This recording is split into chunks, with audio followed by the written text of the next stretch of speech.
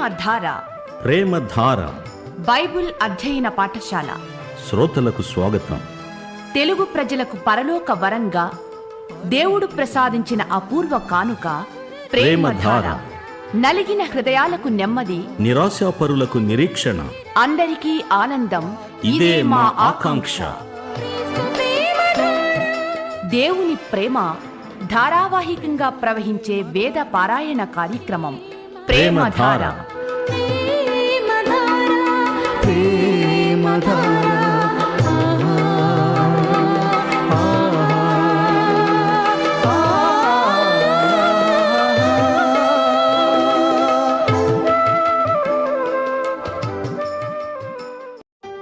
మన ప్రభువును రక్షకుడైన యేసుక్రీస్తు నామములో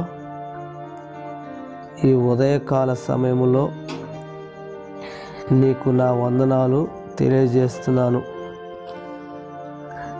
ప్రియ శ్రోతలు, బాగున్నారా?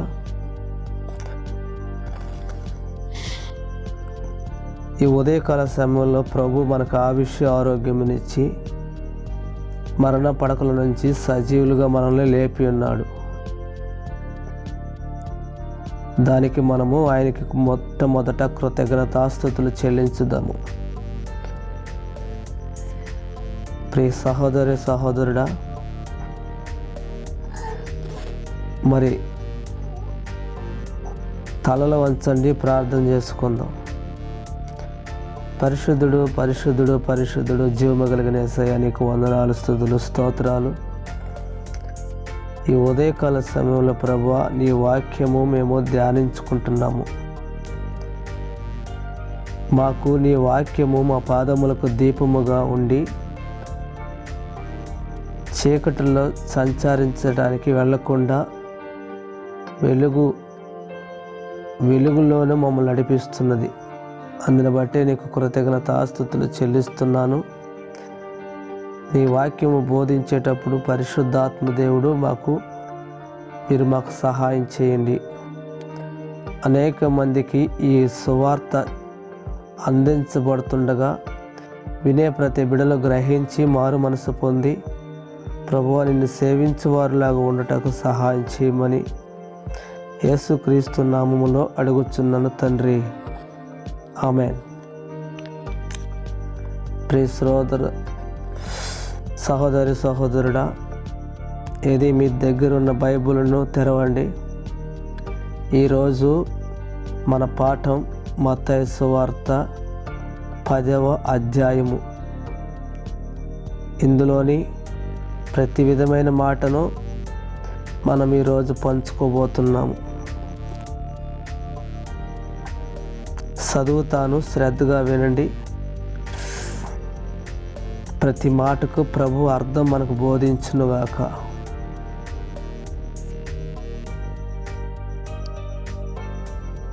ఆయన తన 12 మంది శిష్యుల్ని పిలిచాడు. పిలిచి ఏమంటున్నాడంటే, అపవిత్ర ఆత్మలను వెళ్ళగొట్టుటకు, ప్రతి విధమైన రోగమును, ప్రతి విధమైన వ్యాధిని స్వస్థపరచుటకును వారికి ఆయన అధికారం ఇచ్చాడు. ఆ 12 మంది అపోస్తలుల పేర్లు ఏమనగా, మొదట ఉన్న శిష్యుని పేరు పేతురు అనబడిన సిమోను, అతని సహోదరుడు ఆంద్రియ, జెబెదయి కుమారుడు యాకోబు, అతని సహోదరుడు యోహాను, ఫిలిప్పు, బర్తలోమాయి, తోమా, సుంకరే అనే మత్తాయి, అల్ఫయి కుమారుడు యాకోబు, తద్దాయి అను మారు పేరుగల లెబ్బాయి, కనానీయుడైన సిమోను,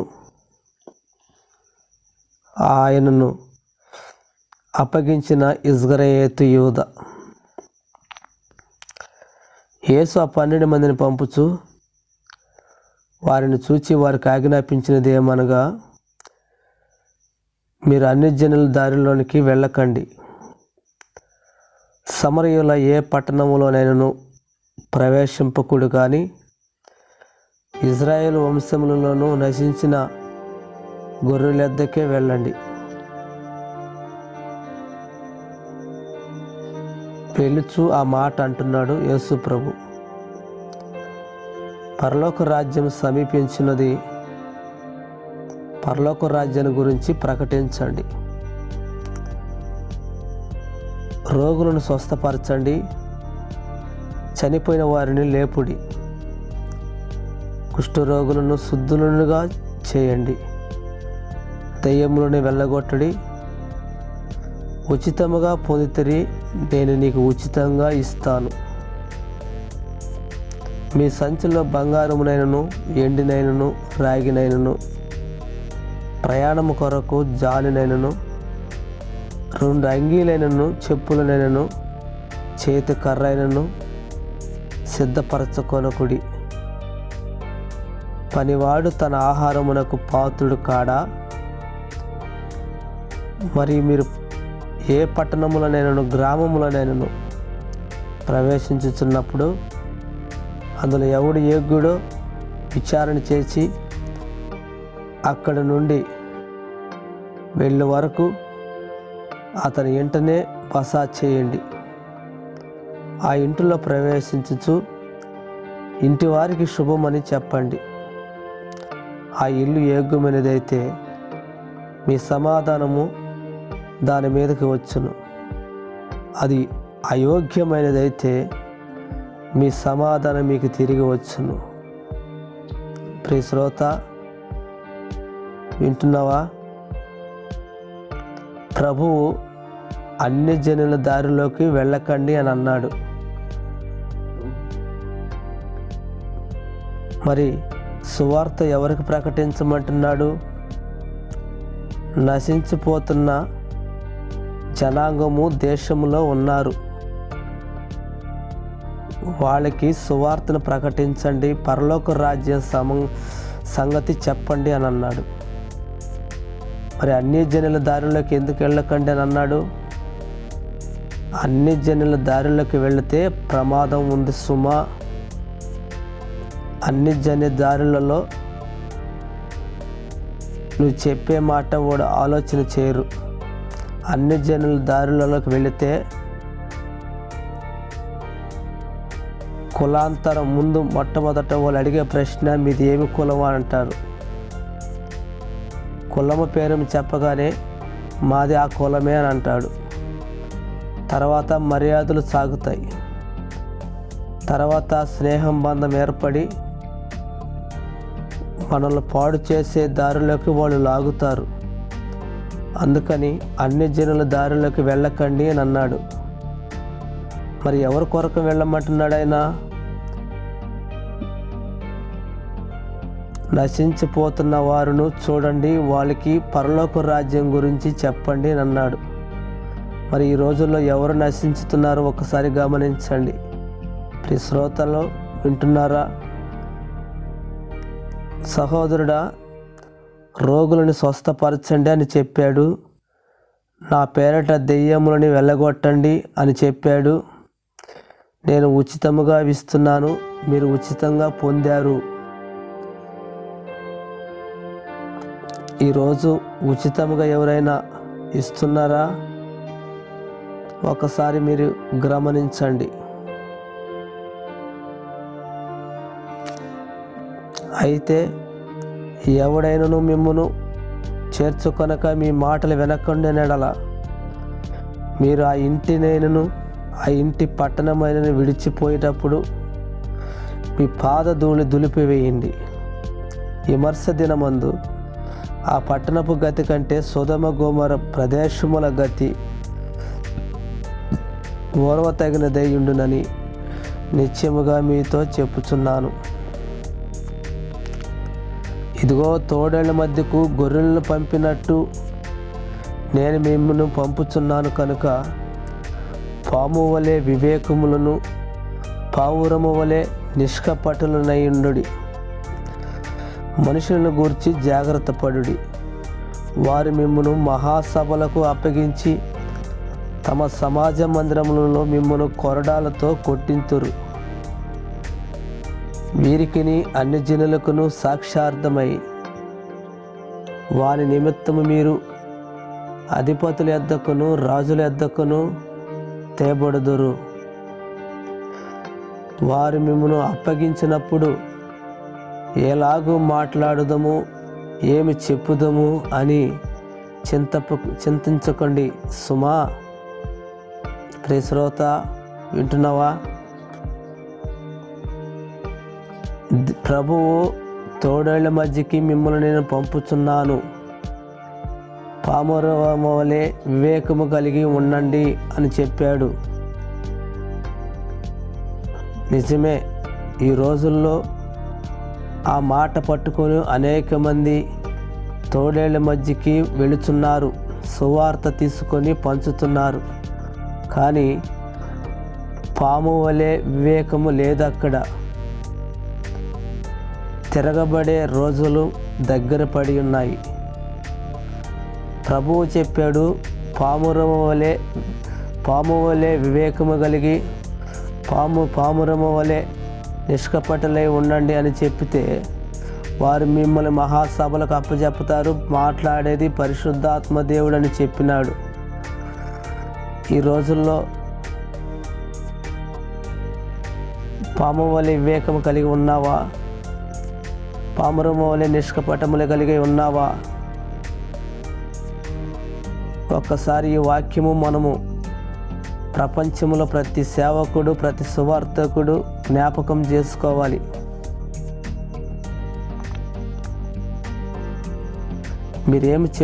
మీరేమి చెప్పవలెనో అది ఆ గడియలోనే మీకును అనుగ్రహించబడును. మీ తండ్రి ఆత్మ మీలో ఉండి మాట్లాడుచున్నాడే కానీ మాట్లాడువారు మీరు కారు. సహోదరుడు సహోదరుని, తండ్రి కుమారుని మరణమునకు అప్పగించెదను. పిల్లలు తండ్రుల మీద లేచి వారిని సంపించెదరు. మీరు నా నామము నిమిత్తము అందరి చేత ద్వేషింపబడుదురు.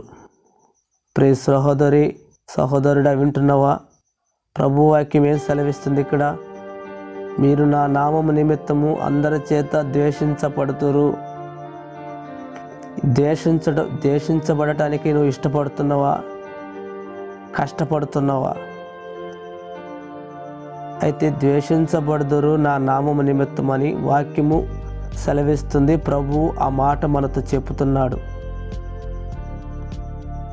అంతము వరకు సహించిన వాడు రక్షించబడును. మరి ఈ రోజుల్లో అంతము వరకు ఎవరు సహించుతున్నారు? అన్ని జనులకును సంఘములో ఉన్న బిడలకును ఏమి పోలిక, ఏమి పొత్తు, ఏమి సాంగత్యము ఇందులో మనము చూడగలము. ఎవరును కూడా సహించే మనసు లేదు. కానీ ప్రభు అంటున్నాడు, మీరు నా నిమిత్తము అందరి చేత ద్వేషింపబడుతురు, అంతము వరకు సహించిన వాడు రక్షించబడతాడు. వారి పట్టణములో మిమ్మను హింసించుతున్నప్పుడు మరి యొక్క పట్టణమునకు పారిపోయిండి. ఎవరైనా పారిపోతున్నారా? సహోదరి సహోదరుడా, పారిపోము. కానీ నా పక్షాన మనుషులున్నారు, నేను చితక బాధిస్తాను అనే మాటలు కూడా మాట్లాడుతున్నారు. ఇది పరసంబంధమైన రాజ్యానికి విరుద్ధమైన ఉద్రేకమైన కోపం. ఈ కోపం ప్రతి ఒక్కరిలో ఉండకూడదు సుమా. మనిషి కుమారుడు వచ్చే వరకు మీరు ఇజ్రాయేలు పట్టణములలో సంచారం చేయుచుండారని నిశ్చయముగా మీతో నేను చెప్పుచున్నాను. శిష్యుడు బోధకుని కంటే అధికుడు కాడు, దాసుడు యజమానుని కంటే అధికుడు కాడు. శిష్యుడు తన బోధకుని వలెను, దాసుడు తన యజమానుని వలెను ఉండినా చాలును. ఇంటి యజమానునికి బయల్జేబులుని వారు పేరు పెట్టి ఉండిన ఎడల ఆయన ఆ ఇంటి వారికి మరి నిశ్చయముగా ఆ పేరు పెట్టుదురు కదా. కాబట్టి మీరు వారికి భయపడకుడి, మరుగైనది ఏదియో బయలుపరచబడకపోదు, రహస్యమైనది ఏదియో తెలియబడకపోదు. ప్రియ సహోదరి సహోదరుడా, వింటున్నావా? పరిశుద్ధాత్మ పొందిన నీవు ఏ విషయం మరుగుపరుచుతున్నావు? అది ఎప్పటికైనా బయలుపడకుండా పోదు. నువ్వు మాట్లాడే ప్రతి మాట, నువ్వు దాచే ప్రతి మాట తెలియబడకుండా ఉండదు సుమా.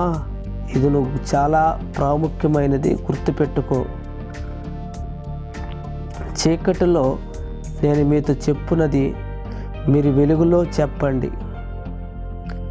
చెవిలో మీకు చెప్పబడినది మేడల మీద ప్రకటించండి. మరియు ఆత్మను చంపనేరక దేహమునే చంపు వారికి భయపడకుడి, కానీ ఆత్మను దేహమును నరకములో నశింపజేయగల వారికి మిక్కిలి భయపడండి. ప్రియ శ్రోతలు, వింటున్నారా? ఈరోజు భూమి మీద నేను ఏమైనా చెప్తే నన్ను చంపుతాడేమో అని నువ్వు భయపడుతున్నామేమో. ప్రభు అంటున్నాడు, శరీరాన్ని చంపేవాడినికి భయపడకుడి. అయితే మరి ఎవరికి భయపడాలి? శరీరము, నెక్స్ట్ మన శరీరానికి అమ్మడి ఉన్న ఆత్మను చంపేవాడికి, శరీరాన్ని చంపేవాడికి మనము భయపడాలి. ఆ అధికారం ఎవరికి ఉందంటే మన ప్రభువు అయిన యేసుకు మాత్రమే ఉంది. 2 పిచ్చుకలు కానుక అమ్మబడును కదా, అయినను మీ తండ్రి సెలవలేక వాటిలో ఒకటైనను నేలన పడదు. మీ తల వెంట్రుకలన్నీ లెక్కింపబడి ఉన్నవి కనుక మీరు భయపడకుడి. మీరు అనేకమైన పిచ్చుకల కంటే శ్రేష్ఠులు. మనుషులు ఎదుట నన్ను ఒప్పుకొని వాడెవడో పరలోకమందున నా తండ్రి ఎదుట నేనును వానిని ఒప్పుకొందును. మనుషులు ఎదుట ఎవడు నన్ను ఎరుగననునో వానిని పరలోకమందును నా తండ్రి ఎదుట నేనును ఎరుగను అని చెప్పుదును. నేను భూమి మీదకి సమాధానము పంపవచ్చి తినని తలంచుకుడి. ఖడ్గమునే గాని సమాధానమును పంపుటకు నేను రాలేదు. ఒక మనుషునికి వాని తండ్రికిని కుమార్తెలకును ఆమె తల్లికిని కోడలికిని ఆమె అత్తకును విరోధము పెట్టవచ్చి తిని ఒక మనిషిని ఇంటివారి అతనికి శత్రువులగుదురు. తండ్రినైనను తల్లినైనను నాకంటే ఎక్కువగా ప్రేమించువాడు వాడు నాకు పాత్రుడు కాడు. కుమారునైనను కుమార్తెనైనను నాకంటే ఎక్కువగా ప్రేమించువాడు నాకు పాత్రుడు కాడు. తన సిలువను ఎత్తుకొని నన్ను వెంబడింపని వాడు నాకు పాత్రుడు కాడు. తన ప్రాణమును దక్కించుకొనివాడు దాని ప్రాణము పోగొట్టుకొనును. కానీ నా నిమిత్తము తన ప్రాణము పోగొట్టుకొనివాడు దాన్ని దక్కించుకొనును. ప్రియ శ్రోతలు, వింటున్నారా? ఈ రోజుల్లో అనేక మంది ప్రభువు కంటే తన సొంత వింటి వారిని ప్రేమిస్తున్నారు. అందుకని ప్రభువు ఈ ఉపమానం చెప్పాడు. ప్రభువు కంటే నువ్వు ఎవరిని ప్రేమిస్తున్నావు ఎక్కువగా? నీ కొడుకునా, నీ కోడలునా, లేదా నీ అత్తనా, నీ మామనా? ఎవరిని ప్రేమిస్తున్నావు? ఎవరినైతే నువ్వు ముఖ్యంగా ప్రభువుని వేడుకోనకుండా, ప్రార్థన లేకుండా